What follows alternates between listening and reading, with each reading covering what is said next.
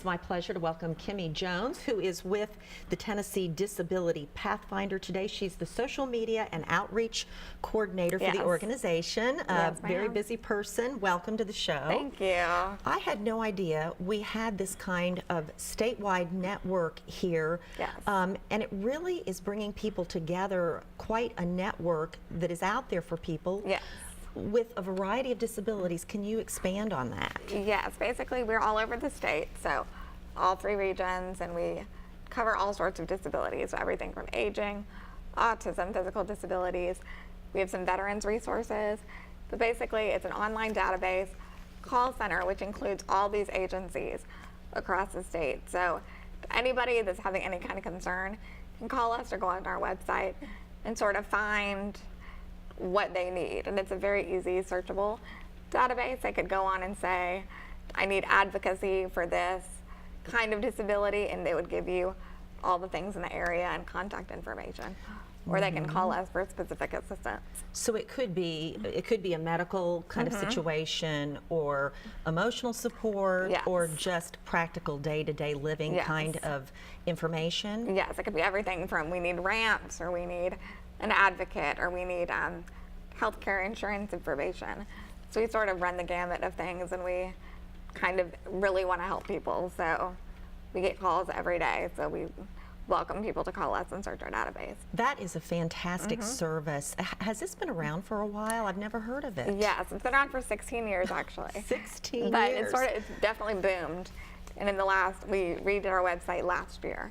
So we have a brand new website, and we when I was hired a few years ago, it sort of pushed up our outreach and getting out in the community. We have very active Facebook where we put out resources every day.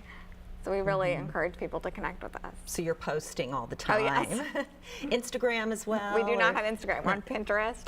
And Pinterest. yeah, because that's a good resource sharing site. But yeah, we have Facebook, Twitter, and Pinterest. That is fantastic. That's great. Now, I understand that there is kind of a special language, if you will, or etiquette that people need to be aware of in the public. Yes. To be sensitive, to be respectful when you're speaking with someone with a disability. Yes. Can you give me an example? I know it being in journalism, I learned a lot of this years ago. Yeah, and it's always evolving. It's always changing. One of our things we do is a lot of trainings. So we do go out to different groups and sort of help them learn more about disabilities. And one thing we do a etiquette training periodically. So I would say one of our guiding principles is person first. So you want to treat the person like a person, not like a disability. So you want to talk directly to them, and don't assume that they, don't talk to the person with them, talk to them. And lead, when using language, use things like person with a disability, not disabled person. And sometimes people with disabilities have certain ways they want to identify themselves. I know especially in the autism community, some people like the term autistic, some do not. So that's why you want to lead with person first. Say, oh, he's a person with autism. Then if they prefer something different, they can specify. Let the person guide you as to what language they prefer. And another thing is you can offer help, but don't insist it. I know that seems from the South. You really want to help people. Be polite. But, be polite, but don't insist, because sometimes you may not think putting somebody's groceries in their car, that's very nice, but ask and don't insist, because sometimes you might be putting them out of their reach or doing something inadvertently that might hinder their independence in some way. So we always say, ask, but don't be offended if somebody says no thank you, and don't insist. Just kind of treat people with disabilities like people, because they are. Absolutely. That is so important. I even remember a phrase that people would use oftentimes when I was in news. They would say someone that was confined to a wheelchair instead of someone who uses a wheelchair. Is that right? Yes, that is a term you see a lot. You see a lot of wheelchair bound and confined to wheelchairs, or things that put a very negative lens on disability.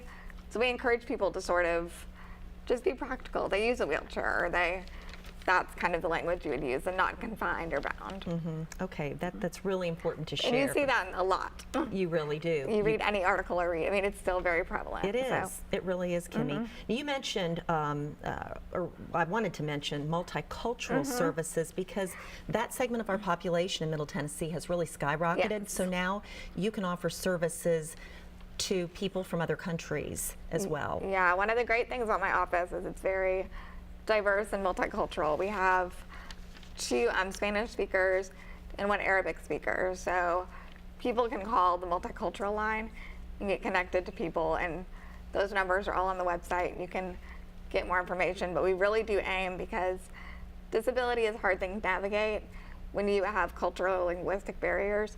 It's 100% harder. So we really aim to very much assist those families and kind of maybe hold their hand a little bit more. But we offer support groups for those families and one-on-one help. We go out into the community through the Hispanic Family Foundation and work one-on-one with families in their community, because sometimes, you know, transportation is an issue. So we go out into Antioch and kind of help the families one-on-one. So it's, you know, really helpful that we have bilingual people on staff. Terrific. How do people connect with your organization? Yeah, well, the phone number and everything is going to be on the screen, but we definitely have the website. You can go to familypathfinder.org and get connected to all the different ways you can sort of get more information on training, and you can look us up on Facebook, Tennessee Disability Pathfinder. We're at TN Pathfinder on Pinterest and Twitter, but we're always sharing information. So about events too, we have an events calendar. Great. So we have just about everything. Well, it truly is a path to information, which is very powerful and helpful. Kimmie, thank you so much for coming in. A pleasure to meet you. Thank you so much. All right, and we'll be back in just a moment.